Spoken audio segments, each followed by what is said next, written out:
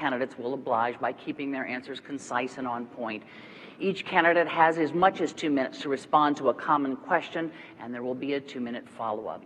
The audience here in the hall has agreed to be polite and attentive, no cheering or booing or outbursts of any sort. We will set aside that agreement just this once to welcome President Barack Obama and Governor Mitt Romney.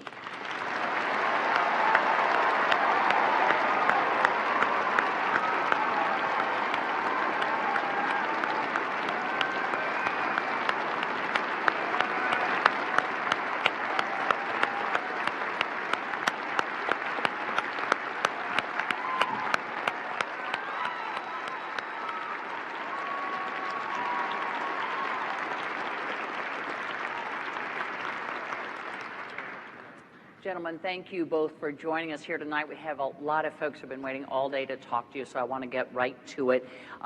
Governor Romney, as you know, you won the coin toss, so the first question will go to you. And I want to turn to a first-time voter, Jeremy Epstein, who has a question for you.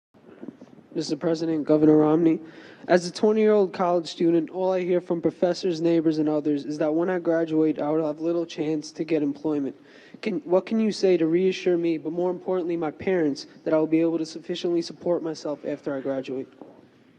Thank you, Jeremy. I appreciate your question, and thank you for being here this evening, and to all of those from Nassau County here that have come, thank you for your time. Thank you to Hofstra University and to Candy Crowley for organizing and leading this event. Thank you, Mr. President, also for being part of this debate. Your question is one that's being asked by college kids all over this country. I was in Pennsylvania with someone who just graduated.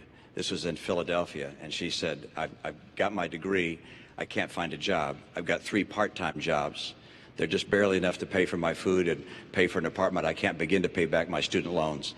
So what we have to do is 2 things. We have to make sure that we make it easier for kids to afford college, and also make sure that when they get out of college, there's a job.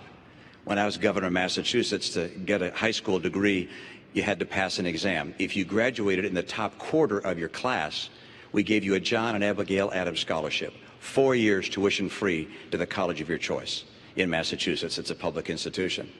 I want to make sure we keep our Pell Grant program growing. We're also going to have our loan program so that people are able to afford school. But the key thing is to make sure you can get a job when you get out of school.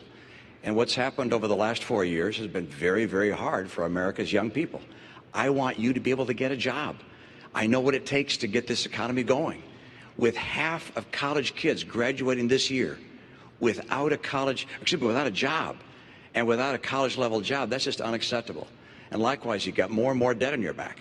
So more debt and less jobs. I'm going to change that. I know what it takes to create good jobs again. I know what it takes to make sure that you have the kind of opportunity you deserve. And kids across this country are going to recognize we're bringing back an economy. It's not going to be like the last 4 years. The middle class has been crushed over the last 4 years, and jobs have been too scarce.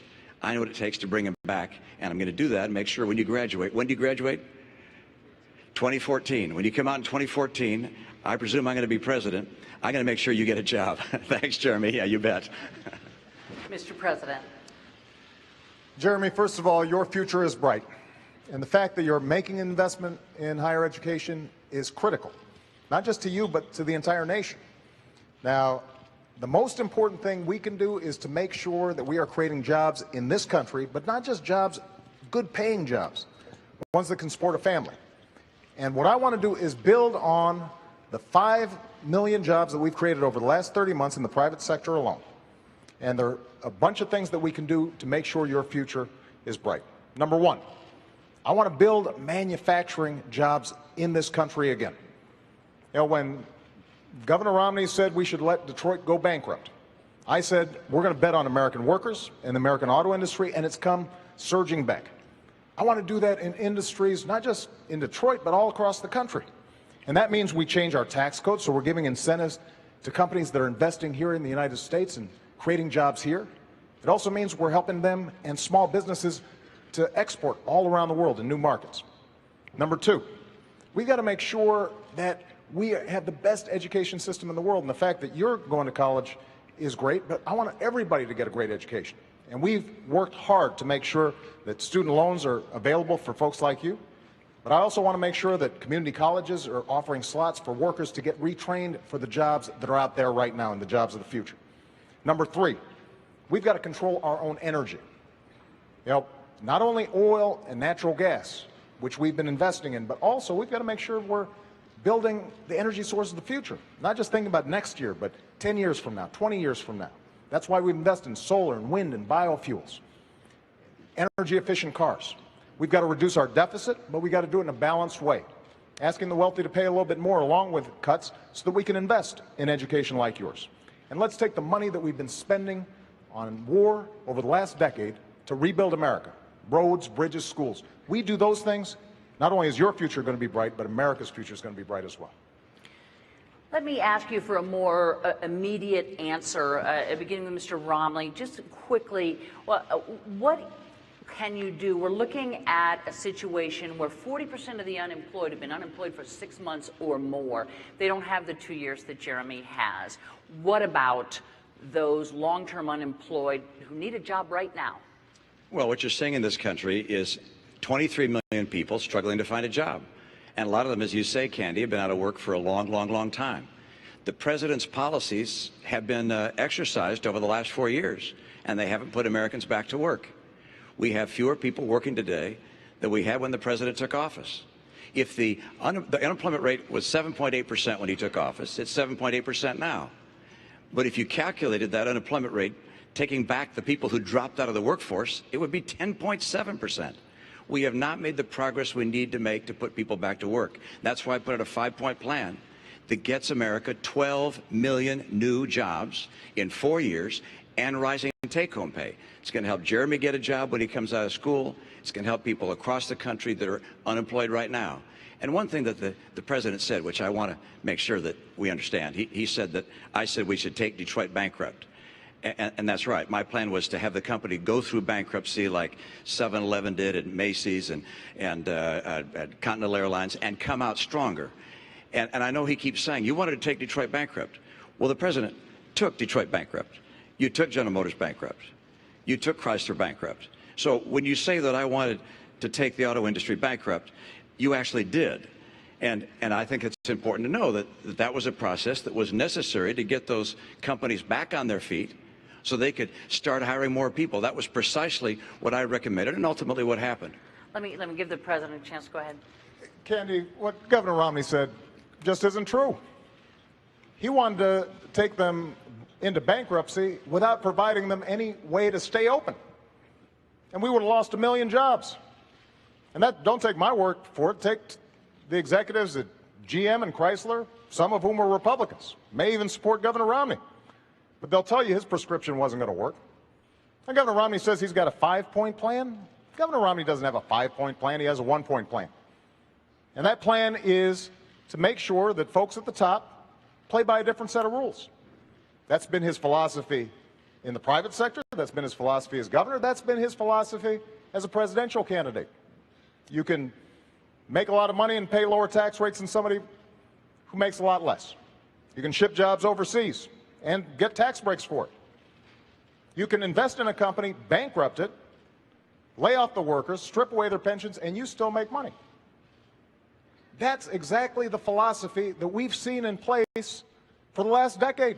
That's what's been squeezing middle-class families.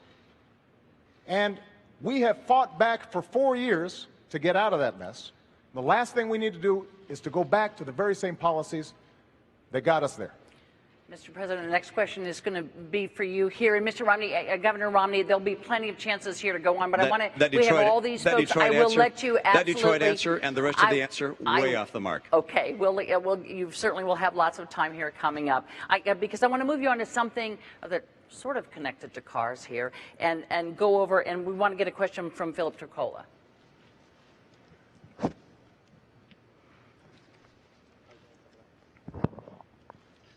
Your Energy Secretary, Stephen Chu, has now been on record 3 times stating it's not policy of his department to help lower gas prices.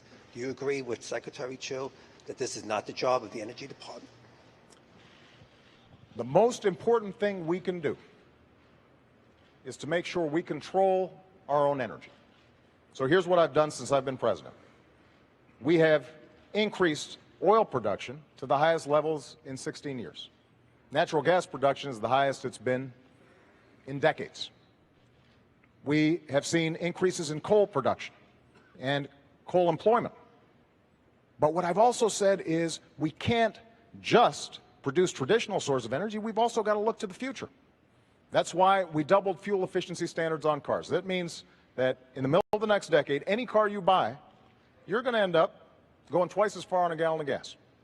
That's why we've doubled clean energy production like wind and solar and biofuels.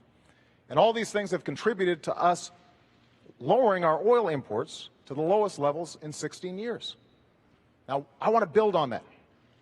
And that means, yes, we still continue to open up new areas for drilling. We continue to make it a priority for us to go after natural gas. We've got potentially 600,000 jobs and 100 years worth of energy right beneath our feet with natural gas. And we can do it in an environmentally sound way. But we've also got to continue to figure out how we have efficient energy, because ultimately that's how we're going to reduce demand, and that's what's going to keep gas prices lower. Now, Governor Romney will say he's got an all-of-the-above plan, but basically his plan is to let the oil companies write the energy policies. So he's got the oil and gas part, but he doesn't have the clean energy part. And if we are only thinking about tomorrow or the next day and not thinking about 10 years from now, we're not going to control our own economic future. Because China, Germany, they're making these investments. And I'm not going to cede those jobs of the future to those countries. I expect those new energy sources to be built right here in the United States. That's going to help Jeremy get a job. It's also going to make sure that you're not paying as much for gas. Governor, on the subject of gas prices. Well, let's look at the president's policies, all right, as opposed to the rhetoric, because we've had 4 years of policies being played out. And the president's right in terms of the additional oil production, but none of it came on federal land. As a matter of fact, oil production is down 14% this year on federal land, and gas production is down 9%. Why? Because the president cut in half the number of licenses and permits for drilling on federal lands and in federal waters. So where'd the increase come from? Well, a lot of it came from the Bakken Range in North Dakota. What was his participation there? The administration brought a criminal action against the people drilling up there for oil, this massive new resource we have. And what was the cause? 20 or 25 birds were killed, and they brought out a Migratory Bird Act to go after them on a criminal basis. Look, I want to make sure we use our oil, our coal, our gas, our nuclear, our renewables. I believe very much in our renewable capabilities. Ethanol, wind, solar will be an important part of our energy mix. But what we don't need is to have the president keeping us from taking advantage of oil, coal, and gas. This has not been Mr. Oil or Mr. Gas or Mr. Coal. Talk to the people that are working in those industries. I was in coal country. People grab my arms and say, please, save my job. The head of the EPA said, you can't build a coal plant. It's virtually impossible given our regulations. When the president ran for office, he said, if you build a coal plant, you can go ahead, but you'll go bankrupt. That's not the right course for America. Let's take advantage of the energy resources we have, as well as the energy sources for the future. And if we do that, if we do what I'm planning on doing, which is getting us energy independent, for North America energy independence, within 8 years, you're going to see manufacturing jobs come back because our energy is low cost. They're already beginning to come back because of our abundant energy. I'll get America and North America energy independent. I'll do it by more drilling, more permits and licenses. We're going to bring that pipeline in from Canada. How in the world the president said no to that pipeline, I will never know. This is about bringing good jobs back for the middle class of America, and that's what I'm going to do. Mr. President, let me just see if I can move you to the gist of this question, which is, are we looking at the new normal? I can tell you that tomorrow morning, a lot of people in Hampton will wake up and fill up, and they will find that the price of gas is over $4 a gallon. Is it within the purview of the government to bring those prices down, or are we looking at the new normal? Candy, there's no doubt that world demand's gone up, but our production is going up, and we're using oil more efficiently. And very little of what Governor Romney just said is true. We've opened up public lands. We're actually drilling more on public lands than in the previous administration. and the previous president was an oil man. And natural gas isn't just appearing magically. We're encouraging it and working with the industry. And when I hear Governor Romney say he's a big coal guy, I mean, keep in mind, when you were governor of Massachusetts, you stood in front of a coal plant and pointed at it and said, this plant kills, and took great pride in shutting it down. And now suddenly you're a big champion of coal. So what I've tried to do is be consistent. With respect to something like coal, we made the largest investment in clean coal technology to make sure that even as we're producing more coal, we're producing it cleaner and smarter. Same thing with oil, same thing with natural gas. And the proof is our oil imports are down to the lowest levels in 20 years. Oil production is up, natural gas production is up, and most importantly, we're also starting to build cars that are more efficient. And that's creating jobs. That means those cars can be exported because that's the demand around the world. And it also means that it'll save money in your pocketbook. That's the strategy you need on all of the above strategy, and that's what we're going to do in the next 4 years. But that's not what you've done in the last 4 years. That's the problem. Sure. In the last 4 years, you cut permits and licenses on federal land and federal waters in half. Not true, Governor Romney. So how much did you cut them by? Not true. By how much did you cut them by then? Governor, we have actually produced more oil. No. How much did you cut licenses and permits on federal land and federal waters? Governor Romney, here's what we did. There were a whole bunch of oil companies. I had a question, and the question was, how much did you cut them by? You want me to answer How the much did you question? cut them by? I'm happy to answer the question. All right, and it is? Here's what happened. You had a whole bunch of oil companies who had leases on public lands that they weren't using. So what we said was, you can't just sit on this for 10, 20, 30 years, decide when you want to drill, when you want to produce, when it's most profitable for you. These are public lands. So if you want to drill on public lands, you use it or you lose it. Okay, now and so what we did was take away those leases, and we are now reletting them so that we can actually make a profit. And production on government lands is down. No, it isn't. Production on government land of oil is down 14%. Governor, and production what on you're gas saying is down not true. 9%. It's just not true. It's absolutely true. Look, there's no question but that the people recognize that we have not produced more I'll give you oil your time. and gas on federal lands and in federal waters.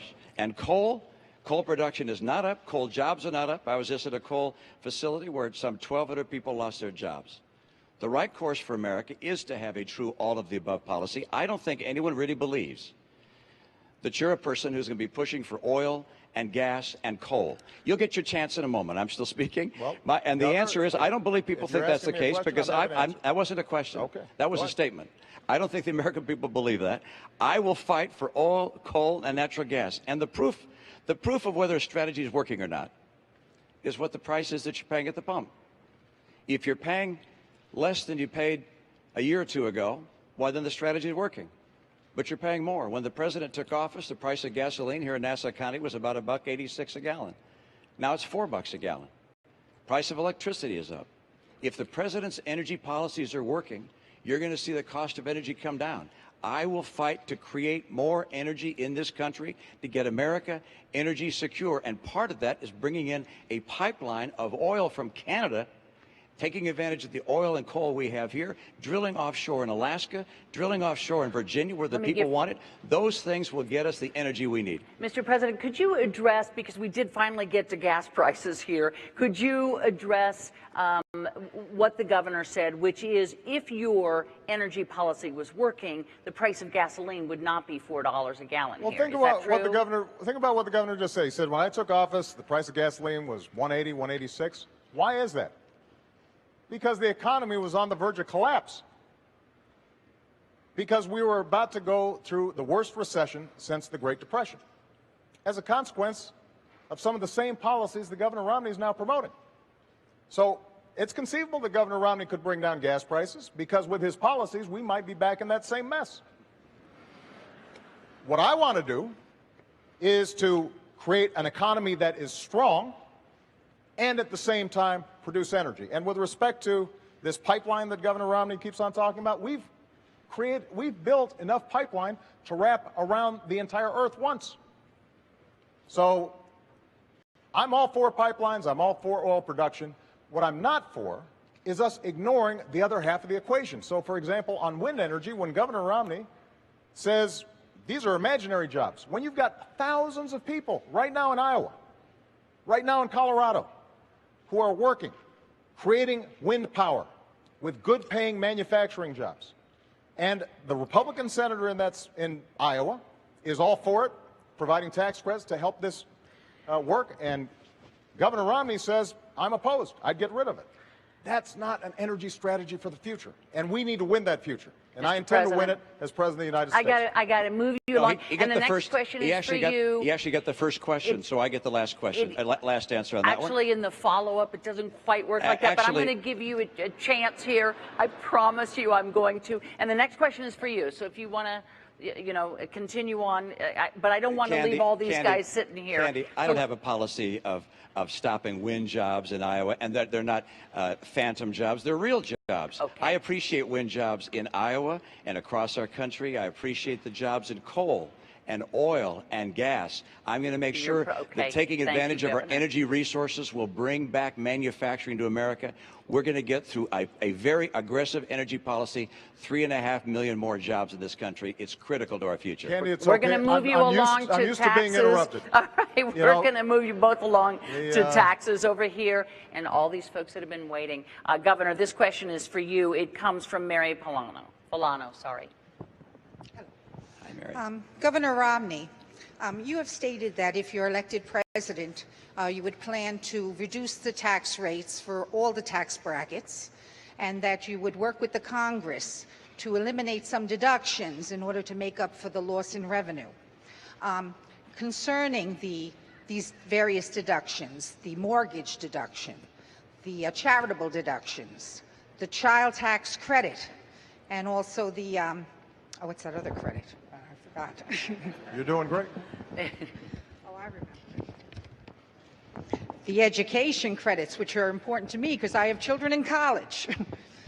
What would be your position on those things, which are important to the middle class? Thank you very much.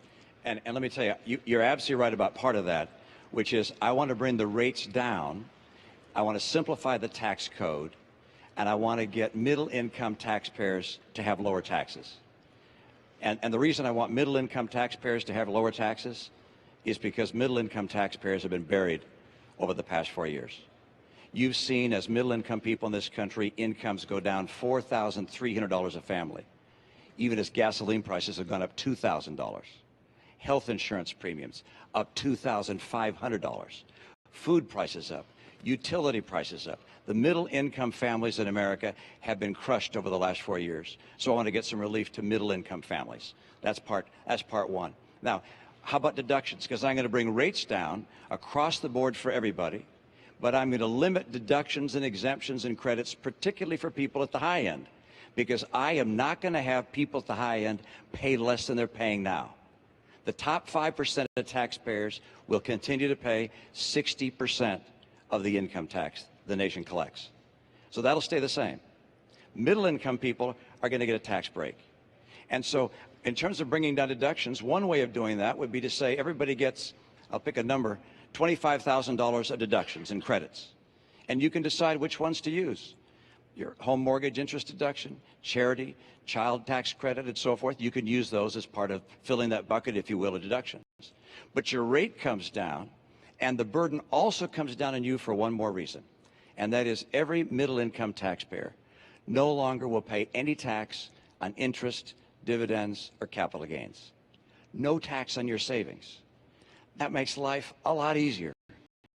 If you're getting interest from a bank, if you're getting a statement from a mutual fund, or any other kind of investments you have, you don't have to worry about filing taxes on that, because there'll be no taxes for anybody making $200,000 a year and less on your interest, dividends, and capital gains. Why am I lowering taxes on the middle class? Because under the last 4 years, they've been buried. And I want to help people in the middle class. And I will not, under any circumstances, reduce the share that's being paid by the highest income taxpayers. And I will not, under any circumstances, increase taxes on the middle class. The president's spending, the president's borrowing, will cause this nation to have to raise taxes on the American people, not just at the high end. A recent study has shown The people in the middle class will see $4,000 a year higher taxes as a result of the spending and borrowing of this administration. I will not let that happen. I'll get us on track to a balanced budget, and I'm going to reduce the tax burden on middle-income families. And what's that going to do? It's going to help those families, and it's going to create incentives to start growing jobs again in this country. Thanks, Governor. Thank you. My philosophy on taxes has been simple, and that is I want to give middle-class families and folks who are striving to get in the middle class some relief, because they have been hit hard over the last decade, over the last 15, over the last 20 years. So 4 years ago, I stood on a stage just like this one. Actually, it was at a town hall, and I said I would cut taxes for middle-class families, and that's what I've done, by $3,600. I said I would cut taxes for small businesses, who are the drivers and engines of growth, and we've cut them 18 times. And I want to continue those tax cuts for middle-class families and for small businesses. But what I've also said is, if we're serious about reducing the deficit, if this is genuinely a moral obligation to the next generation, then in addition to some tough spending cuts, we've also got to make sure that the wealthy do a little bit more. So what I've said is, your first $250,000 worth of income, no change. And that means 98% of American families, 97% of small businesses, they will not see a tax increase. I'm ready to sign that bill right now. The only reason it's not happening is because Governor Romney's allies in Congress have held the 98% hostage because they want tax breaks for the top 2%. But what I've also said is, for above $250,000, we can go back to the tax rates we had when Bill Clinton was president. We created 23 million new jobs. That's part of what took us from deficits to surplus. It will be good for our economy, and it will be good for job creation. Now, Governor Romney has a different philosophy.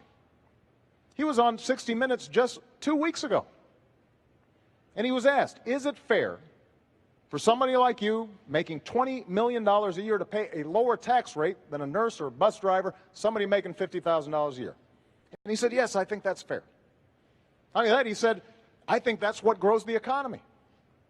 Well, I fundamentally disagree with that. I think what grows the economy is when you get that tax credit that we put in place for your kids going to college. I think that grows the economy. I think what grows the economy is when we make sure small businesses are getting a tax credit for hiring veterans who fought for our country. That grows our economy. So we just have a different theory. And when Governor Romney stands here after a year of campaigning, when during a Republican primary he stood on stage and said, I'm going to give tax cuts. He didn't say tax rate cuts. He said tax cuts to everybody, including the top 1%. You should believe him, because that's been his history. And that's exactly the kind of top-down economics that is not going to work if we want a strong middle class and an economy that's thriving for everybody. Governor Romney, I'm sure you've got a reply there. You're absolutely right. You heard what I said about my tax plan. The top 5% will continue to pay 60% as they do today. I'm not looking to cut taxes for wealthy people. I am looking to cut taxes for middle-income people. And why do I want to bring rates down and at the same time lower exemptions and deductions, particularly for people at the high end? Because if you bring rates down, it makes it easier for small business to keep more of their capital and hire people. And for me, this is about jobs. I want to get America's economy going again. 54% of America's workers work in businesses that are taxed as individuals. So when you bring those rates down, those small businesses are able to keep more money and hire more people. For me, I look at what's happened in the last 4 years and say, this has been a disappointment.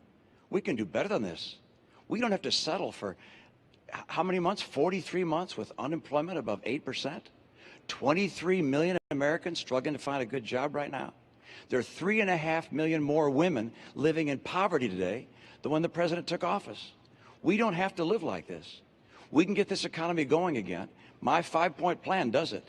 Energy independence for North America in 5 years, opening up more trade, particularly in Latin America, cracking down on China when they cheat, getting us to a balanced budget, fixing our training programs for our workers, and finally championing small business. I want to help small businesses grow and thrive.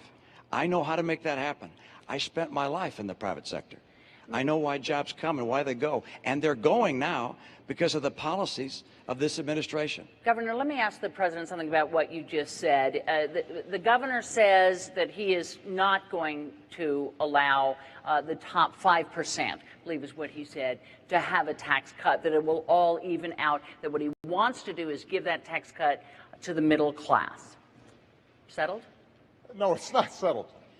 Look, the cost of lowering rates for everybody across the board, 20%, along with what he also wants to do in terms of eliminating the estate tax, along with what he wants to do in terms of corporates, changes in the tax code, it costs about $5 trillion. Governor Romney then also wants to spend $2 trillion on additional military programs, even though the military is not asking for them.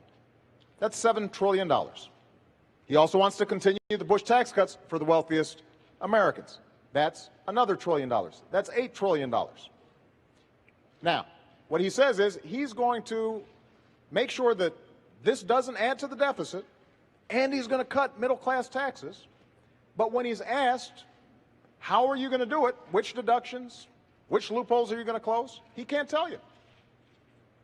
The fact that he only has to pay 14% on his taxes when a lot of you are paying much higher, you know, he's already taken that off the board. Capital gains are going to continue to be at a low rate, so we're not going to get money that way.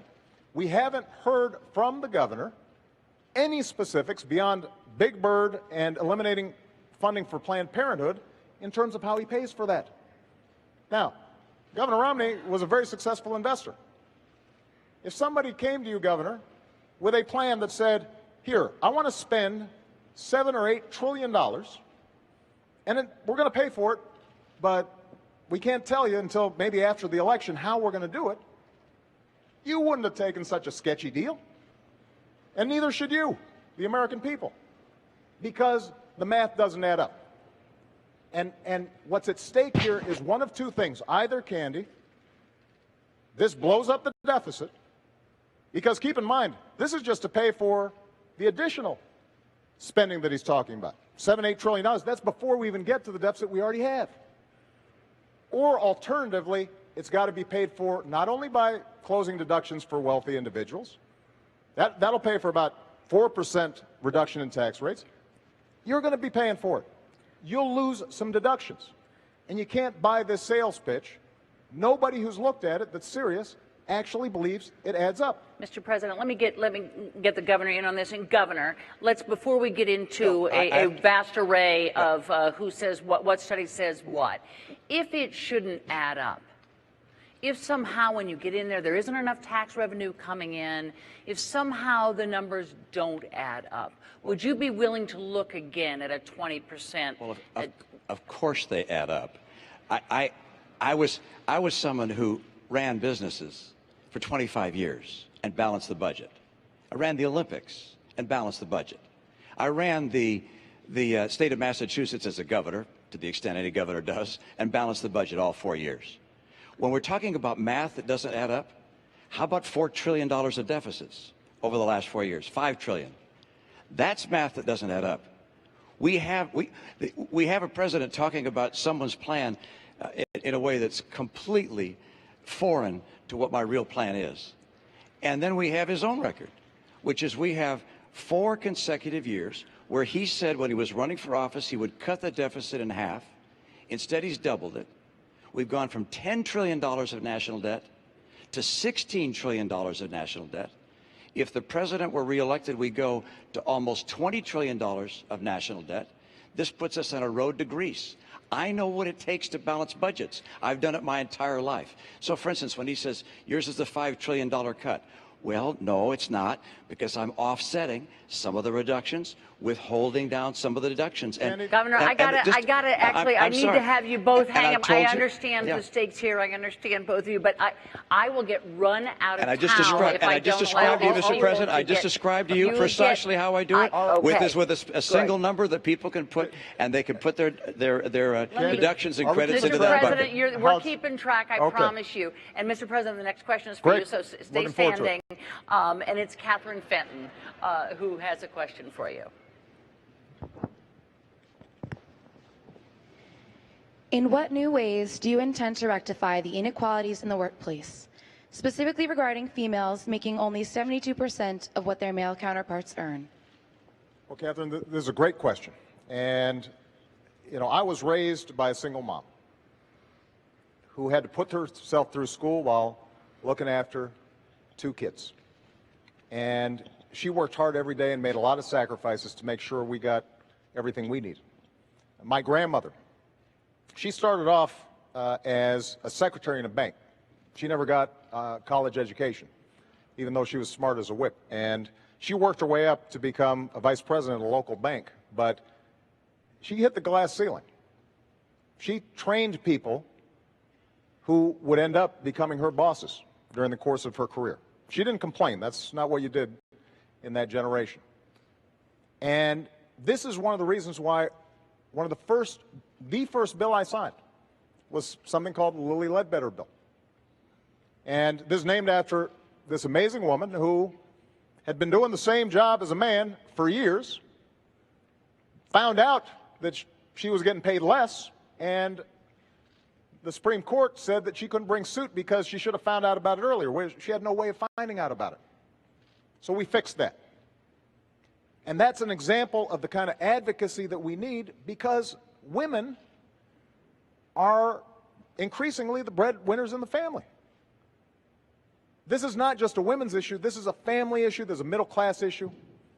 And that's why we've got to fight for it. It also means that we've got to make sure that young people like yourself are able to afford a college education. Earlier, Governor Romney talked about he wants to make Pell Grants and other education accessible for young people. Well, the truth of the matter is that that's exactly what we've done. We've expanded Pell Grants for millions of people, including millions of young women all across the country.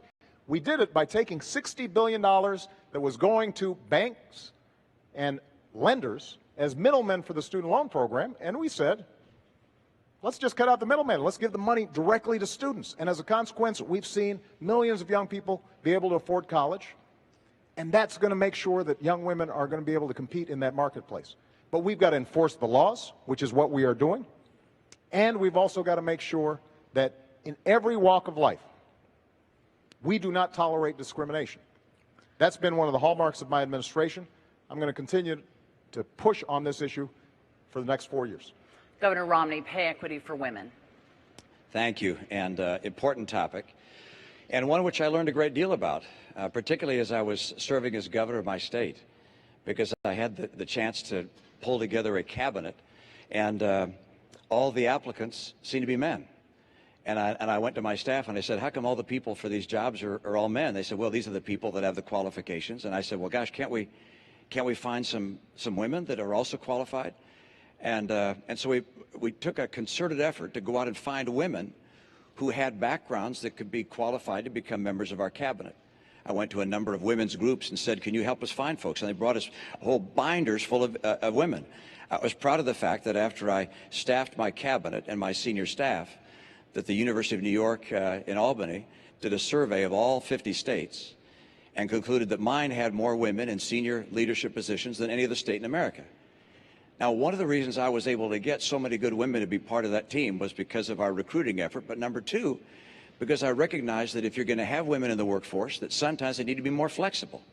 My chief of staff, for instance, had 2 kids that were still in school. She said, I can't be here until 7 or 8 o'clock at night. I need to be able to get home at 5 o'clock so I can be there for making dinner for my kids and being with them when they get home from school. So we said, fine, let's have a flexible schedule so you can have hours that work for you.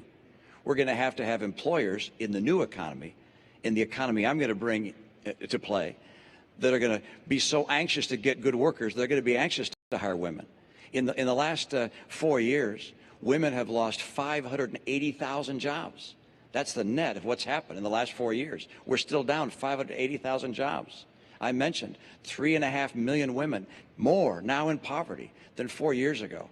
What we can do to help young women and women of all ages is to have a strong economy, so strong that employers are looking to find good employees and bringing them into their workforce and adapting to a flexible work schedule that gives women the opportunities that they would otherwise not be able to afford. This is what I've done, It's what I look forward to doing, and I know what it takes to make an economy work. And I know what a working economy looks like. And an economy with 7.8% unemployment is not a real strong economy. An economy that has 23 million people looking for work is not a strong economy. An economy with 50% of kids graduating from college that can't find a job or a college-level job, that's not what we have to have. I'm going to help women in America get good work by getting a stronger economy and by supporting women in the workforce. Mr. President, why don't you get in on this quickly, please? Catherine, I just want to point out that when Governor Romney's campaign was asked about the Lilly Ledbetter bill, whether he supported it, he said, "I'll get back to you." And that's not the kind of advocacy that women need in any economy. Now, there's some other issues that have a bearing on how women succeed in the workplace. For example, their health care.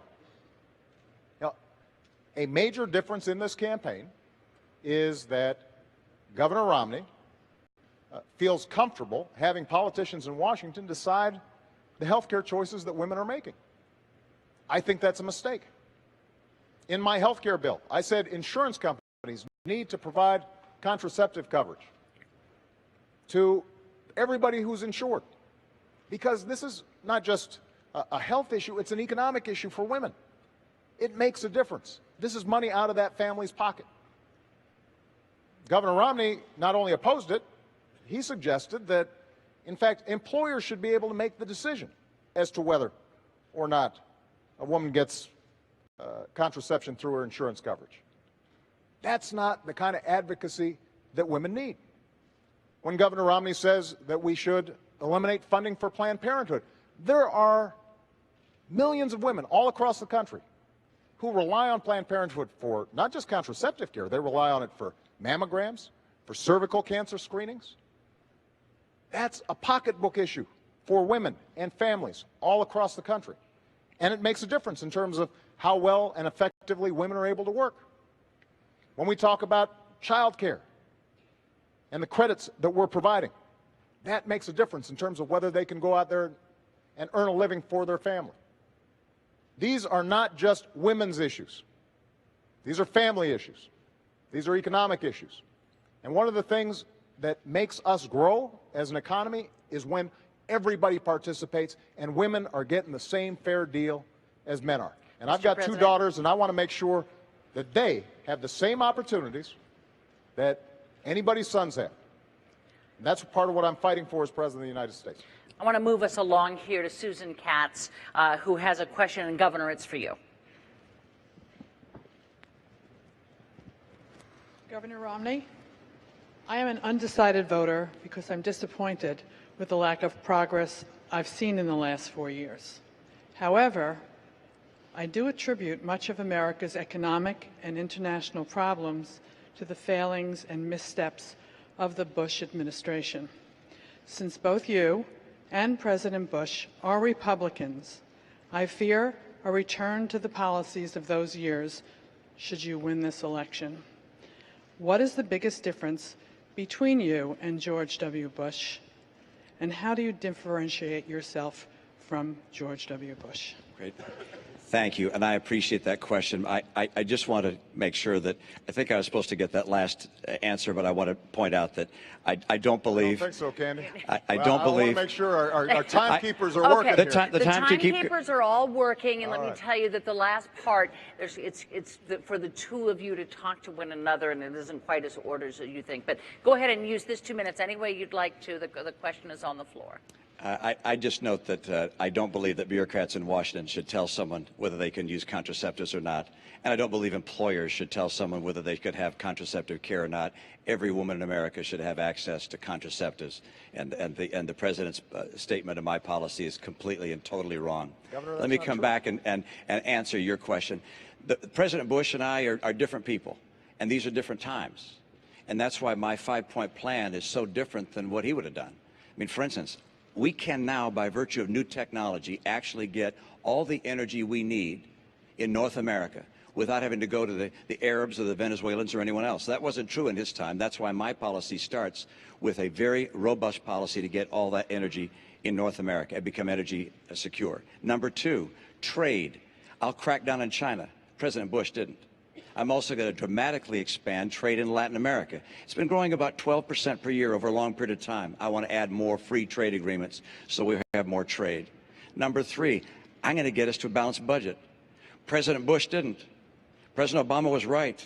He said that that was outrageous to have deficits as high as $500 billion under the Bush years. He was right.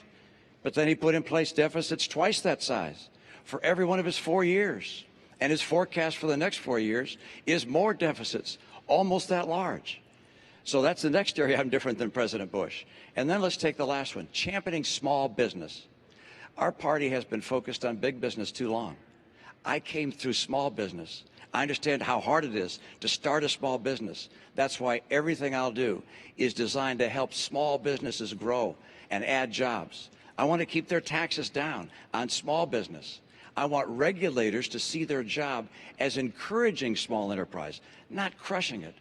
And the thing I find most troubling about Obamacare, well, it's a long list, but one of the things I find most troubling is that when you go out and talk to small businesses and ask them what they think about it, they tell you it keeps them from hiring more people. My priority is jobs. I know how to make that happen. And President Bush had a very different path for a very different time. My path is designed in getting small businesses to grow and hire people. Thanks, Governor. Mr. President. Well, first of all, I think it's important to tell you that we did come in during some tough times. We were losing 800,000 jobs a month when I started. But we have been digging our way out of policies that were misplaced and focused on the top doing very well and middle-class folks not doing well. Now, we've seen 31 consecutive months of job growth, 5.2 million new jobs created. And the plans that I talked about will create even more. But when Governor Romney says that he has a very different economic plan, the centerpiece of his economic plan are tax cuts. That's what took us from surplus to deficit. When he talks about getting tough on China, keep in mind that Governor Romney invested in companies that were pioneers of outsourcing to China and is currently investing in countries, in companies that are building surveillance equipment for China to spy on its own folks. Governor, you're the last person who's going to get tough on China. And what we've done when it comes to trade is not only sign 3 trade deals to open up new markets, but we've also set up a task force for trade that goes after anybody who is taking advantage of American workers or businesses and not creating a level playing field. We've brought twice as many cases against unfair trading practices than the previous administration, and we've won every single one that's been decided. When I said that we had to make sure that China was not flooding our domestic market with cheap tires, Governor Romney said I was being protectionist, that it wouldn't be helpful to American workers. Well, in fact, we saved 1,000 jobs. And that's the kind of tough trade actions that are required. But the last point I want to make is this. There are some things where Governor Romney is different from George Bush. George Bush didn't propose turning Medicare into a voucher. George Bush embraced comprehensive immigration reform. He didn't call for self-deportation. George Bush never suggested that we eliminate funding for Planned Parenthood. So there are differences between Governor Romney and George Bush, but they're not on economic policy. In some ways, he's gone to a more extreme place of our economy forward. I want to move you both along to the next question because it's in the same wheelhouse, so you will be able to respond. But the president does get this question. I want to call on Michael Jones.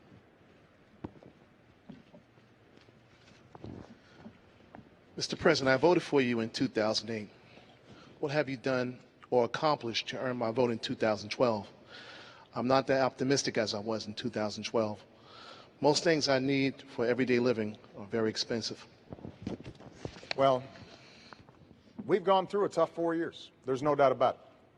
But 4 years ago, I told the American people, and I told you, I would cut taxes for middle-class families. And I did. I told you I'd cut taxes for small businesses, and I have. I said that I'd end the war in Iraq, and I did. I said we'd refocus attention on those who actually attacked us on 9/11.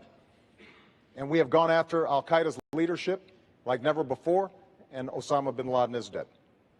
I said that we would put in place health care reform to make sure that insurance companies can't jerk you around, and if you don't have health insurance, that you'd have a chance to get affordable insurance. And I have. I committed that I would rein in the excesses of Wall Street, and we passed the toughest Wall Street reforms since the 1930s.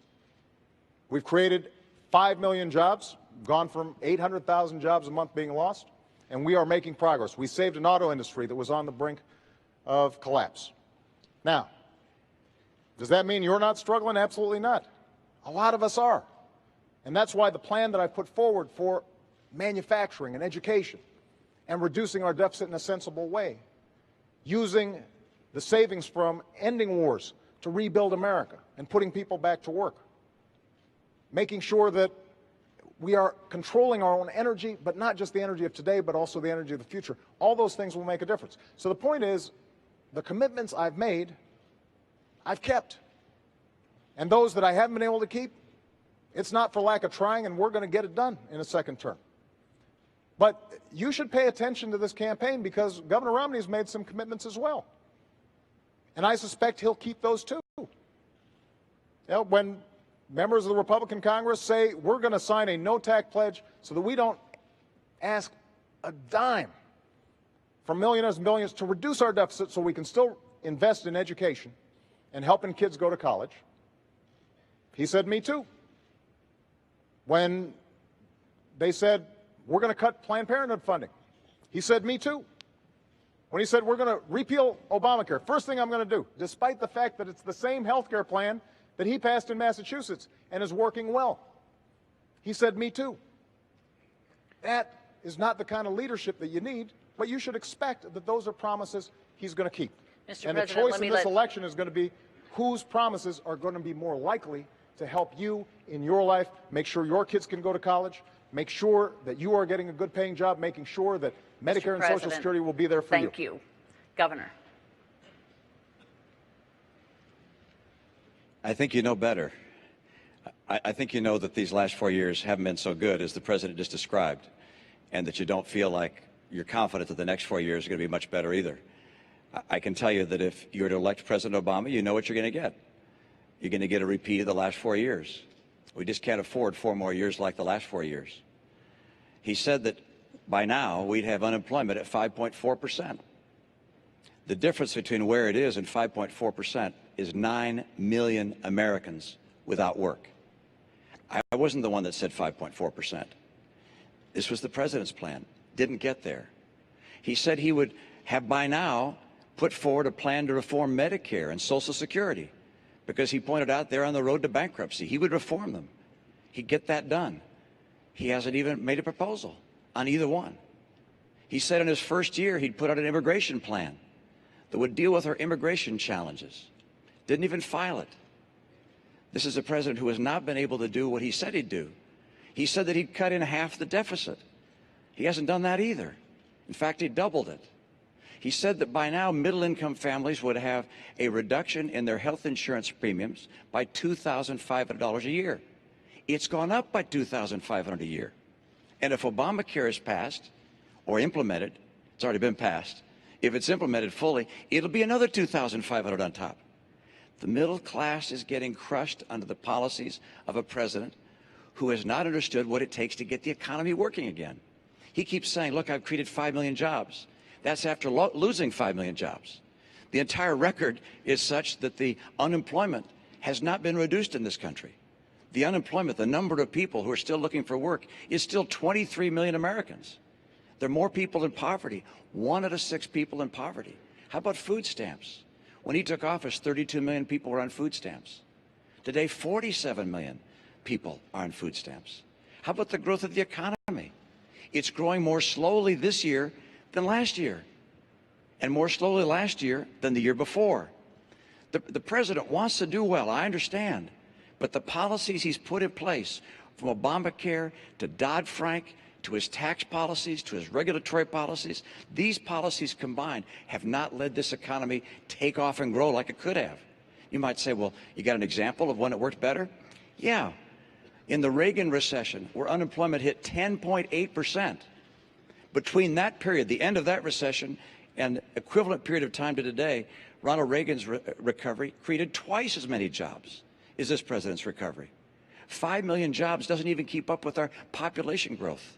And the only reason the unemployment rate seems a little lower today is because of all the people that have dropped out of the workforce. The president has tried, but his policies haven't worked. He's great as a speaker and describing his plans and his vision. That's wonderful, except we have a record to look at. And that record shows he just hasn't been able to cut the deficit, to put in place reforms for Medicare and Social Security, to preserve them, to get us the rising incomes we need. Median incomes down $4,300 a family, and 23 million Americans out of work. That's what this election is about. It's about who can get the middle class in this country a bright and prosperous future and assure our kids the kind of hope and optimism they deserve. Governor, I want to move you along. Don't go away, and we'll have plenty of time to respond. We are quite aware of the clock for both of you, but I want to bring in a different subject here. Mr. President, I'll be right back with you. Lorraine Osorio has a question for you about a topic we have not heard. Yes, for Governor Romney, and we'll be right with you, Mr. President. Thanks. Is it Lorena? Lorraine. Lorraine? Yeah, Lorraine. Yes. Lorraine. How you doing? Good, thanks. President. Romney, what do you plan on doing with immigrants without their green card that are currently living here as productive members of society? Thank you. Lorraine, did I get that right? Good. Thank you for your question. And let me step back and tell you what I'd like to do with our immigration policy broadly and include an answer to your question. First of all, this is a nation of immigrants. We welcome people coming to this country as immigrants. My dad was born in Mexico of American parents. Ann's dad was born in Wales and is a first-generation American. We welcome legal immigrants into this country. I want our legal system to work better. I want it to be streamlined. I want it to be clearer. I don't think shouldn't have to hire a lawyer to figure out how to get into this country legally. I also think that we should give visas to people, green cards rather, to people who graduate with skills that we need. People around the world with accredited degrees in science and math get a green card stapled to their diploma, come to the US of A. We should make sure that our legal system works. Number two, we're going to have to stop illegal immigration. There are 4 million people who are waiting in line to get here legally. Those who've come here illegally take their place. So I will not grant amnesty to those who've come here illegally. What I will do is I'll put in place an employment verification system and make sure that employers that hire people who have come here illegally are sanctioned for doing so. I won't put in place magnets for people coming here illegally. So, for instance, I would not give driver's licenses to those that have come here illegally, as the president would.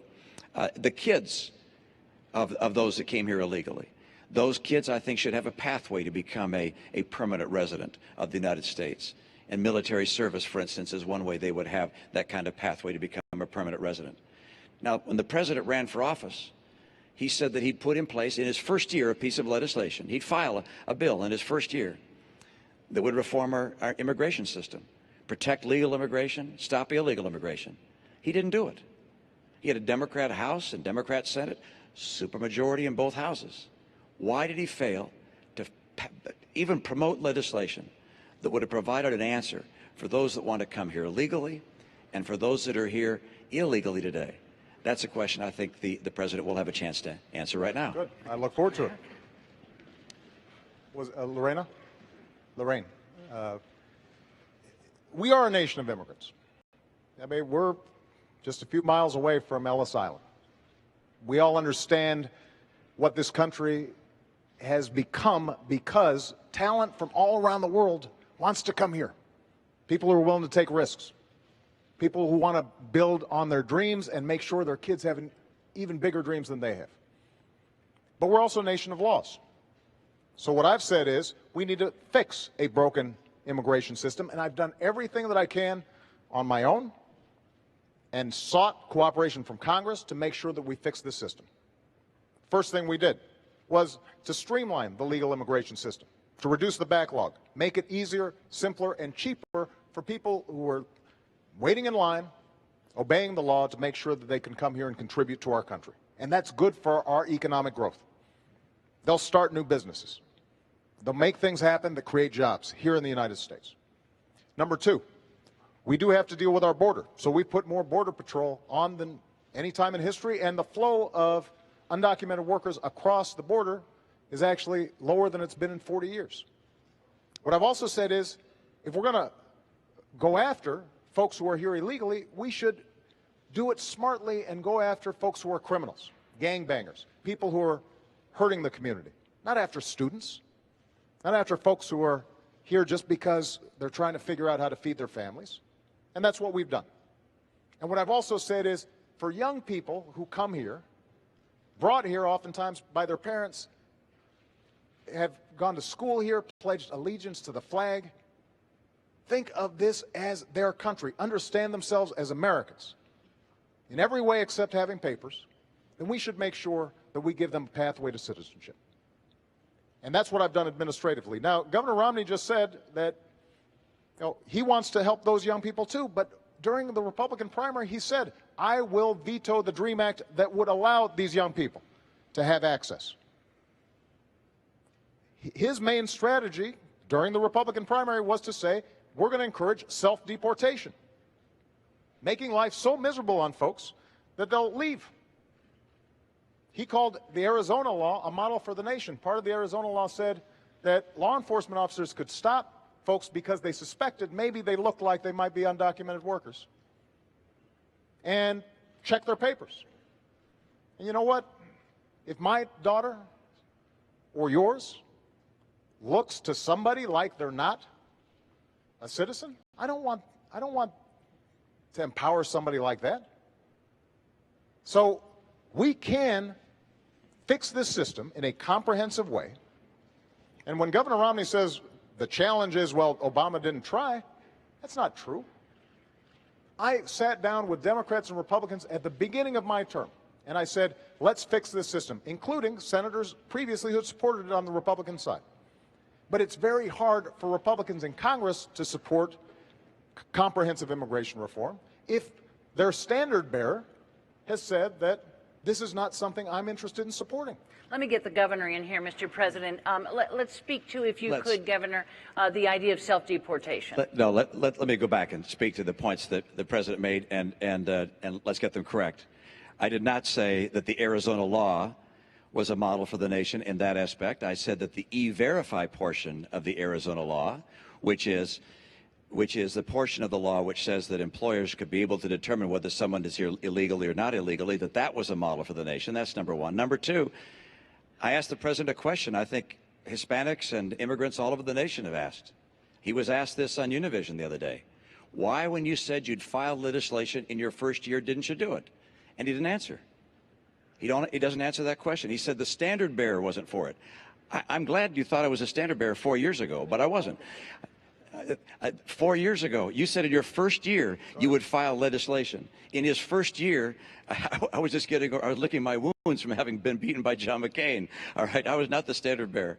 My view is that this president should have honored his promise to do as he said.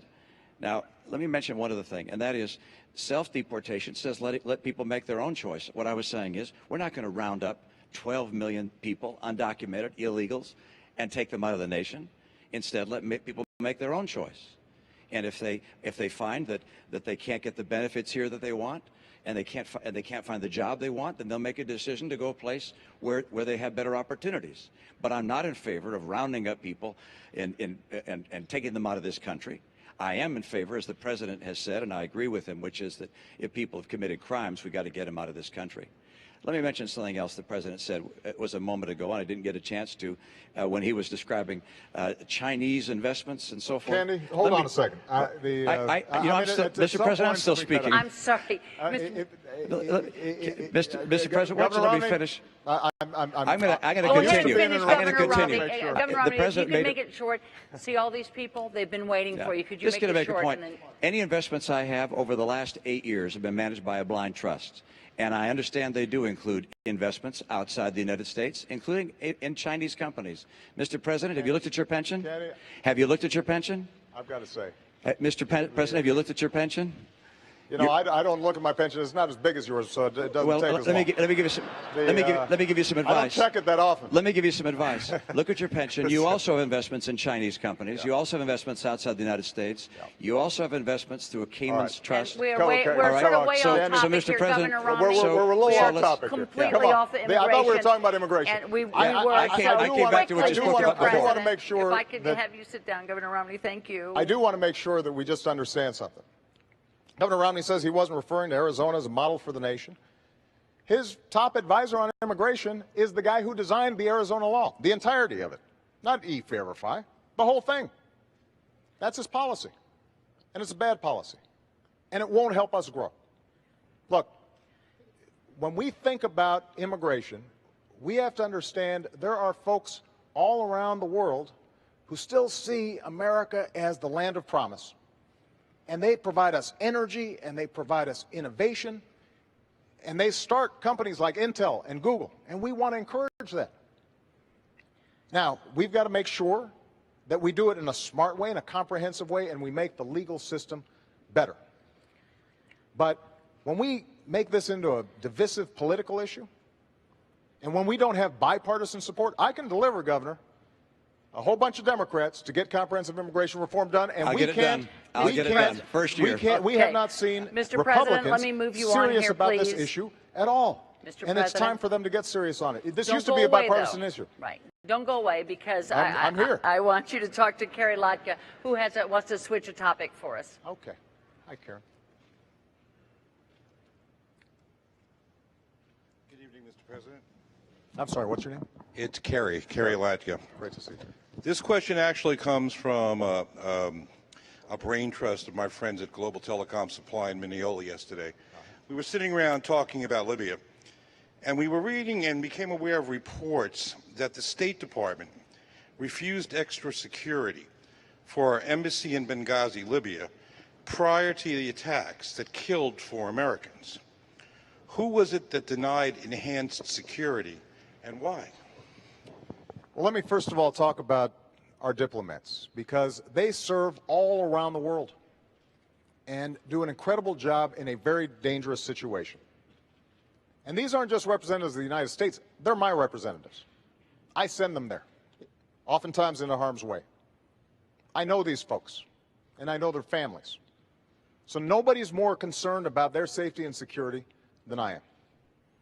So as soon as we found out that the Benghazi consulate was being overrun, I was on the phone with my national security team, and I gave them 3 instructions. Number 1, beef up our security and procedures, not just in Libya, but in every embassy and consulate in the region. Number 2, investigate exactly what happened, regardless of where the facts lead us, to make sure that folks are held accountable and it doesn't happen again. And number 3, we are going to find out who did this, and we're going to hunt them down. Because one of the things that I've said throughout my presidency is when folks mess with Americans, we go after them. Now, Governor Romney had a very different response. While we were still dealing with our diplomats being threatened, Governor Romney put out a press release trying to make political points. And that's not how a commander-in-chief operates. You don't turn national security into a political issue.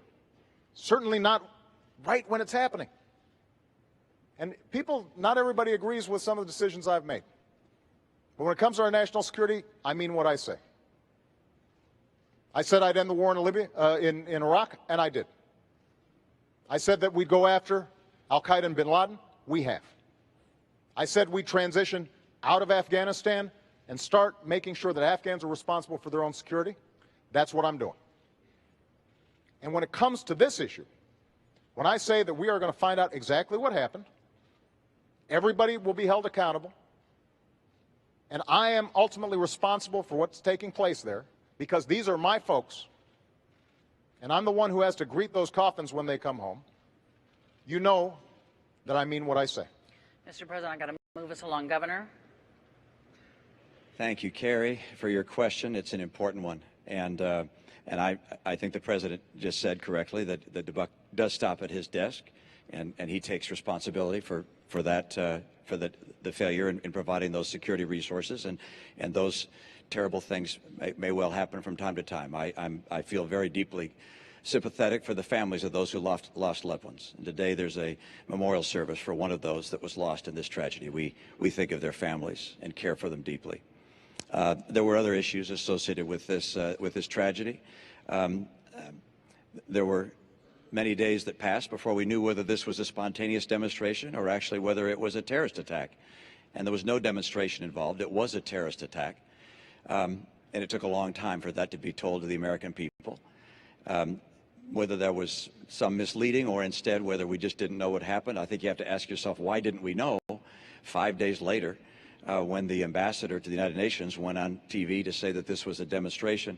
How could we have not known? But I find more troubling than this, that on the day following the assassination of a United States ambassador, the first time that's happened since 1979, when we have 4 Americans killed there, when apparently we didn't know what happened, that the president, the day after that happened, flies to Las Vegas for a political fundraiser, then the next day to Colorado for another event, another political event. I think these actions taken by a president and a leader have symbolic significance, and perhaps even material significance, in that you'd hope that during that time we could call in the people who were actually eyewitnesses. We've read their accounts now about what happened. It was very clear this was not a demonstration. This was an attack by terrorists. And this calls into question the president's whole policy in the Middle East. Look what's happening in Syria, in Egypt, now in Libya. Consider the distance between ourselves and Israel. The president said that he was going to put daylight between us and Israel. We have Iran 4 years closer to a nuclear bomb. Syria is not just the tragedy of 30,000 civilians being killed by a military, but also a strategically significant player for America. The president's policies throughout the Middle East began with an apology tour and pursue a strategy of leading from behind. And this strategy is unraveling before our very eyes. Because we're closing in, I want to still get a lot of people in. I want to ask you something, Mr. President, and then have the governor just quickly. Your Secretary of State, as I'm sure you know, has said that she takes full responsibility for the attack on the diplomatic mission in Benghazi. Does the buck stop with your Secretary of State as far as what went on here? No. Secretary Clinton has done an extraordinary job, but she works for me. I'm the president, and I'm always responsible. And that's why nobody's more interested in finding out exactly what happened than I did. The day after the attack, Governor, I stood in the Rose Garden, and I told the American people and the world that we were going to find out exactly what happened, that this was an act of terror, and I also said that we're going to hunt down those who committed this crime. And then a few days later, I was there greeting the caskets coming into Andrews Air Force Base and grieving with the families. And the suggestion that anybody in my team, whether the Secretary of State, our UN ambassador, anybody on my team would play politics or mislead when we've lost 4 of our own, Governor, is offensive. That's not what we do. That's not what I do as president. That's not what I do as commander-in-chief. Governor, if you want to reply just quickly to this, please. I certainly do. I think it's interesting the president just said something which is that on the day after the attack, he went to the Rose Garden and said that this was an act of terror. That's what I said. You said in the Rose Garden, the day after the attack, it was an act of terror. It was not a spontaneous demonstration. Is that what you're saying? Please proceed, Governor. I want to make sure we get that for the record, because it took the president 14 days before he called the attack in Benghazi an act of terror. Get the transcript. He did, in fact, sir. So let me call it an act of terror. Can you say that a little louder, Candy? He did call it an act of terror. It did as well take 2 weeks or so for the whole idea of there being a riot out there about this tape to come out. You're correct about that. The administration indicated that this was a reaction to a video and was a spontaneous reaction. They did. It took them a long time to say this was a terrorist act by a terrorist group. And to suggest, am I incorrect in that regard? On Sunday, your secretary, the ambassador of the United Nations went on the Sunday television shows and spoke about how this was a spontaneous reaction. I'm happy to have a longer conversation about foreign policy. Absolutely, but I want to move you on, and Okay, also I'm people happy to do can that go too. to the transcripts. I just want to make sure that figure all out what these was said wonderful and folks when. are going to have a chance to get some of their questions answered. Because what I want to do, Mr. President, stand there for a second, because I want to introduce you to Nina Gonzalez, who brought up a question that we hear a lot, both over the internet and from this crowd. President Obama, during the Democratic National Convention in 2008, you stated you wanted to keep AK-47s out of the hands of criminals. What has your administration done or plan to do to limit the availability of assault weapons? We're a nation that believes in the Second Amendment, and I believe in the Second Amendment. We've got a long tradition of hunting and sportsmen and people who want to make sure they can protect themselves. But there have been too many instances during the course of my presidency where I've had to comfort families who've lost somebody, most recently out in Aurora. Just a couple of weeks ago, actually probably about a month, I saw a mother who I had met at the bedside of her son who had been shot in that theater. And her son had been shot through the head. And we spent some time and we said a prayer. And remarkably, about 2 months later, this young man and his mom showed up, and he looked unbelievable, good as new. But there were a lot of families who didn't have that good fortune and whose sons or daughters or husbands didn't survive. So my belief is that, A, we have to enforce the laws we've already got, make sure that we're keeping guns out of the hands of criminals, those who are mentally ill. We've done a much better job in terms of background checks, but we've got more to do when it comes to enforcement. But I also share your belief that weapons that were designed for soldiers in war theaters don't belong on our streets. And so what I'm trying to do is to get a broader conversation about how do we reduce the violence generally. Part of it is seeing if we can get an assault weapons ban reintroduced, but part of it is also looking at other sources of the violence. Because frankly, in my hometown of Chicago, there's an awful lot of violence, and they're not using AK-47s, they're using cheap handguns. And so what can we do to intervene to make sure that young people have opportunity, that our schools are working, that if there's violence on the streets, that working with faith groups and law enforcement, we can catch it before it gets out of control. And so what I want is a comprehensive strategy. Part of it is seeing if we can get automatic weapons that kill folks in amazing numbers out of the hands of criminals and the mentally ill. But part of it is also going deeper and seeing if we can get into these communities and making sure we catch violent impulses before they occur. Governor Romney, the question is about assault weapons, AK-47s.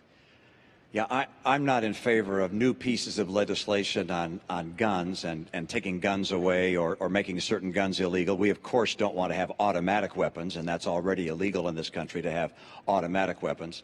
What I believe is we have to do, as the President mentioned towards the end of his remarks there, which is to make enormous efforts to enforce the gun laws that we have and to change the culture of violence we have. And you ask, how are we going to do that? And there are a number of things. He mentioned good schools. I totally agree. We were able to drive our schools to be #1 in the nation in my state. And I believe if we do a better job in education, we'll give people the hope and opportunity they deserve and perhaps less violence from that. But let me mention another thing, and that is parents. We need moms and dads helping raise kids. Wherever possible, the benefit of having 2 parents in the home, and that's not always possible. A lot of great single moms, single dads. But gosh, to tell our kids that before they have babies, they ought to think about getting married to someone, that's a great idea. Because if there's a 2-parent family, the prospect of living in poverty goes down dramatically. the opportunities that the child will be able to achieve increase dramatically. So we can make changes in the way our culture works to help bring people away from violence and give them opportunity and bring them in the American system. The greatest failure we've had with regards to gun violence in some respects is what is known as Fast and Furious, which was a program under this administration, and how it worked exactly, I think we don't know precisely, but where thousands of automatic and AK-47 type weapons were given to people that ultimately gave them to drug lords. They used those weapons against their own citizens and killed Americans with them. And this was a program of the government. For what purpose it was put in place, I can't imagine. But it's one of the great tragedies related to violence in our society, which has occurred during this administration, which I think the American people would like to understand fully. It's been investigated to a degree, but the administration has carried out executive privilege to prevent all the information from coming out. I'd like to understand who it was that did this, what the idea was behind it, why it led to the violence. Thousands of guns going to Mexican drug lords. Governor, if I could, the question was about these assault weapons that once were banned and are no longer banned. I know that you signed an assault weapons ban when you were in Massachusetts. Obviously, with this question, you no longer do support that. Why is that, given the kind of violence that we see sometimes with these mass killings? Why is that you've changed your mind? Well, Candy, actually, in my state, the pro-gun folks and the anti-gun folks came together and put together a piece of legislation. And it's referred to as an assault weapon ban, but it had, at the signing of the bill, both the pro-gun and the anti-gun people came together because it provided opportunities for both that both wanted. There were hunting opportunities, for instance, that hadn't previously been available and so forth. So it was a mutually agreed upon piece of legislation. That's what we need more of, Candy. What we have right now in Washington is a place that's gridlocked. So if you could get people to agree to it, you'd be for it. We haven't had the leadership in Washington to work on a bipartisan basis. I was able to do that in my state and bring these two together. Mr. President. First of all, I think Governor Romney was for an assault weapons ban before he was against it. And he said that the reason he changed his mind was in part because he was seeking the endorsement of the National Rifle Association. So that's on the record. But I think that one area we agree on is the importance of parents and the importance of schools. Because I do believe that if our young people have opportunity, then they're less likely to engage in these kinds of violent acts. We're not going to eliminate everybody who is mentally disturbed, and we've got to make sure that they don't get weapons, but we can make a difference in terms of ensuring that every young person in America, regardless of where they come from, what they look like, have a chance to succeed. And Candy, we haven't had a chance to talk about education much, but I think it is very important to understand that the reforms we've put in place, working with 46 governors around the country, are seeing schools that are some of the ones that are the toughest for kids starting to succeed. We're starting to see gains in math and science. When it comes to community colleges, we are setting up programs, including with Nassau Community College, to retrain workers, including young people who may have dropped out of school but now are getting another chance, training them for the jobs that exist right now. And in fact, employers are looking for skilled workers. And so we're matching them up, giving them access to higher education. As I said, we have made sure that millions of young people are able to get an education that they weren't able to get before. Now, Mr. President, I have to move you along here. You said you wanted to hear these questions, and we need to do it here. Just 1 second, because this is important. This is part of the choice in this election.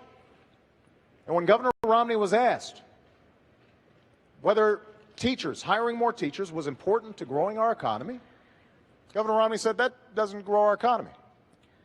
The question, of course, Mr. President, was guns here, so I need to move us along. You know, the question was guns, so let me this will make a difference in terms of whether or not we can move this economy forward for these young people. I understand. And reduce our violence. Okay, thank you so much. I want to ask Carol Goldberg to stand up because she gets to a question that both these men have been passionate about. It's for Governor Romney.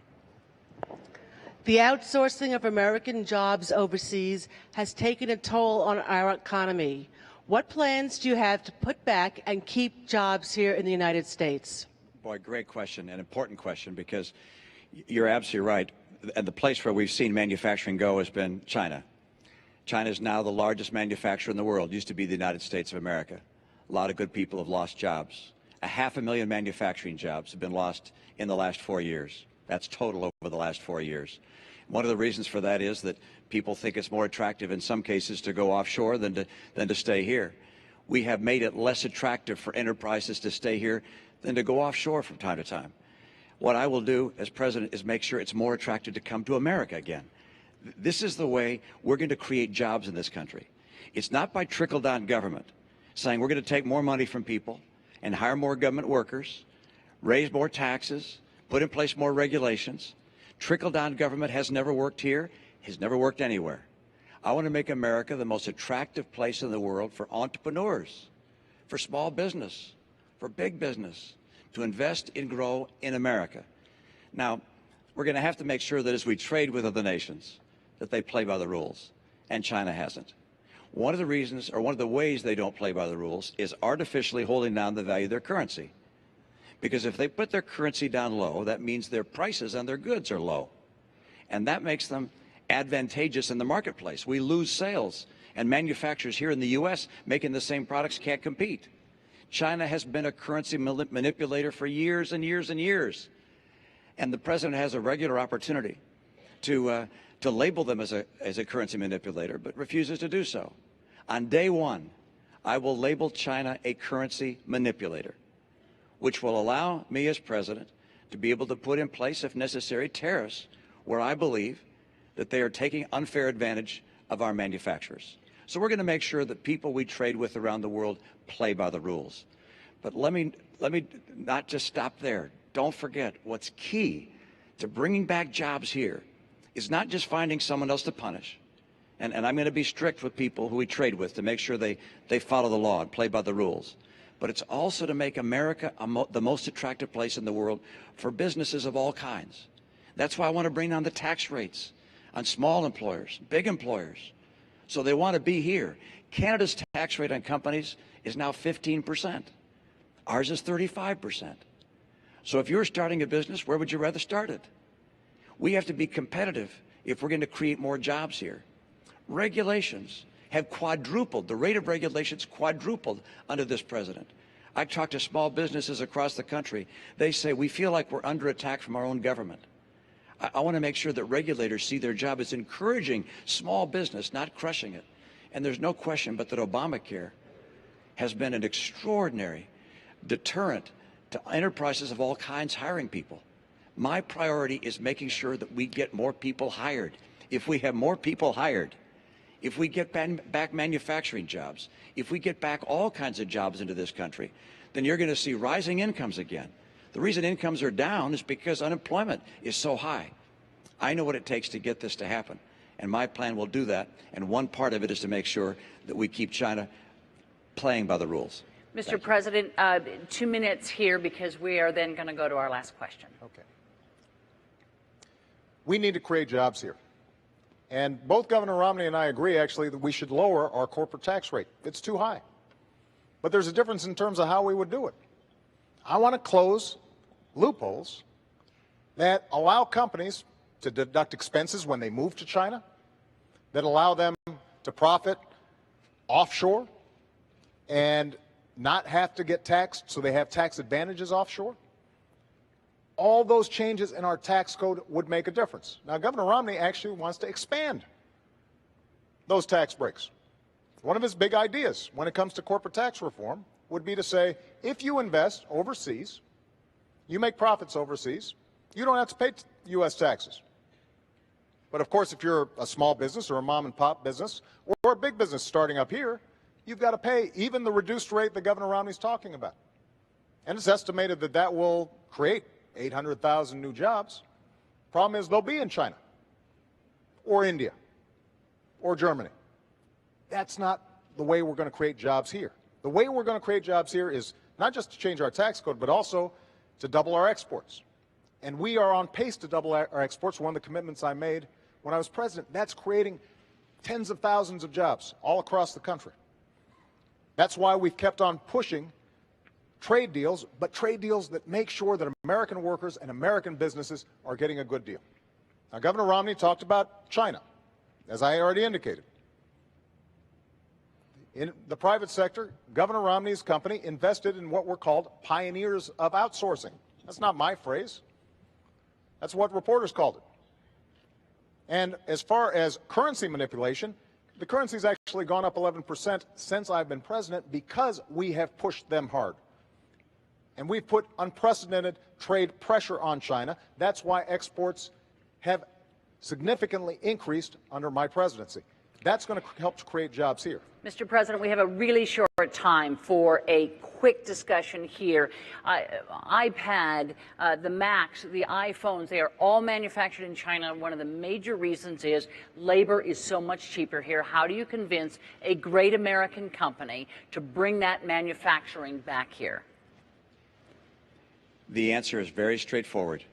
We can compete with anyone in the world as long as the playing field is level.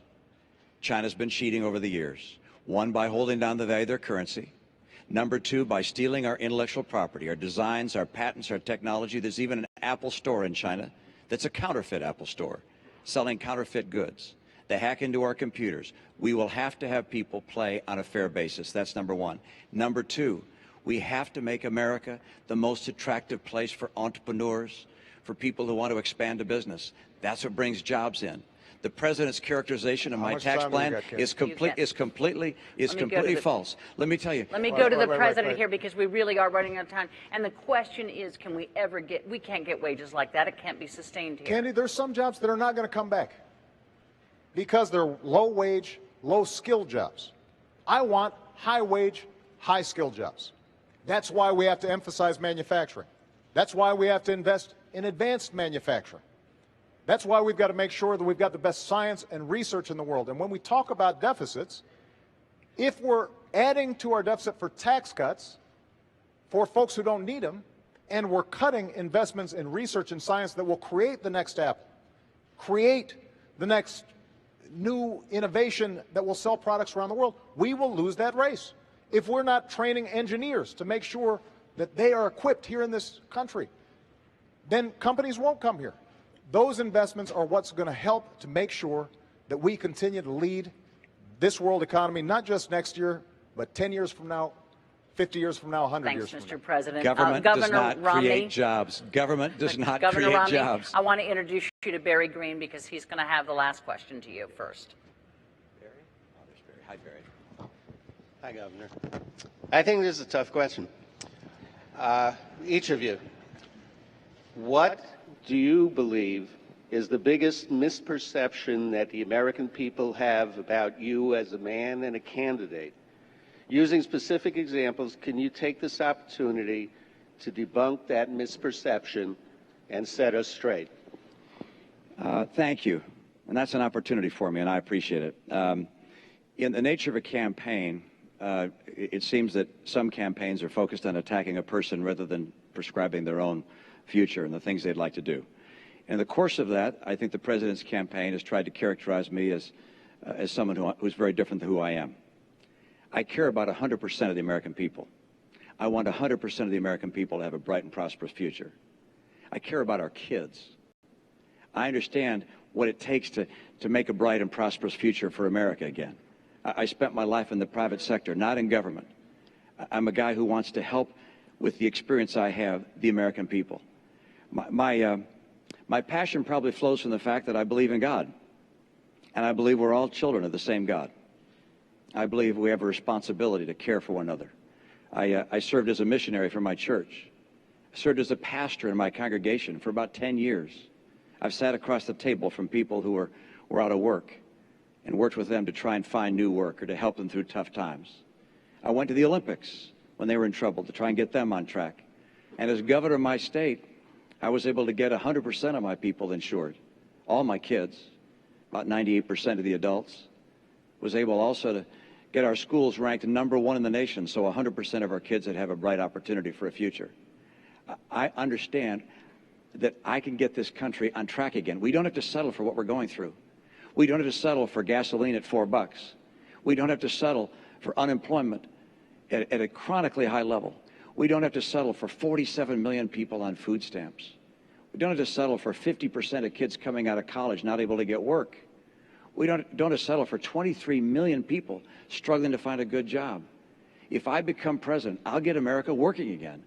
I will get us on track to a balanced budget. The president hasn't. I will. I'll make sure we can reform Medicare and Social Security to preserve them for coming generations. The president said he would. He didn't. Governor. I'll get our incomes up. And by the way, I've done these things. I served as governor and showed I could get them done. Mr. President, last 2 minutes belong to you. Barry, I think a lot of this campaign, maybe over the last 4 years, has been devoted to this notion that I think government creates jobs, that somehow is the answer. That's not what I believe. I believe that the free enterprise system is the greatest engine of prosperity the world's ever known. I believe in self-reliance and individual initiative and risk takers being rewarded. But I also believe that everybody should have a fair shot. And everybody should do their fair share. And everybody should play by the same rules. Because that's how our economy's grown. That's how we built the world's greatest middle class. And that is part of what's at stake in this election. There's a fundamentally different vision about how we move our country forward. I believe Governor Romney is a good man. Loves his family, cares about his faith. But I also believe that when he said behind closed doors that 47% of the country consider themselves victims who refuse personal responsibility, think about who he was talking about. Folks on Social Security who've worked all their lives. Veterans who've sacrificed for this country. Students who are out there trying to hopefully advance their own dreams, but also this country's dreams. Soldiers who are overseas fighting for us right now. People who are working hard every day, paying payroll tax, gas taxes, but don't make enough income. And I want to fight for them. That's what I've been doing for the last 4 years, because if they succeed, I believe the country succeeds. And when my grandfather fought in World War II and he came back and he got a GI Bill and that allowed him to go to college, that wasn't a handout. That was something that advanced the entire country. And I want to make sure that the next generation has those same opportunities. That's why I'm asking for your vote, and that's why I'm asking for another 4 years. President Obama, Governor Romney, thank you for being here tonight. On that note, we have come to an end of this town hall debate. Our thanks to the participants for their time and to the people of Hofstra University for their hospitality. The next and final debate takes place Monday night at Lynn University in Boca Raton, Florida. Don't forget to watch. Election Day is 3 weeks from today. Don't forget to vote. Good night.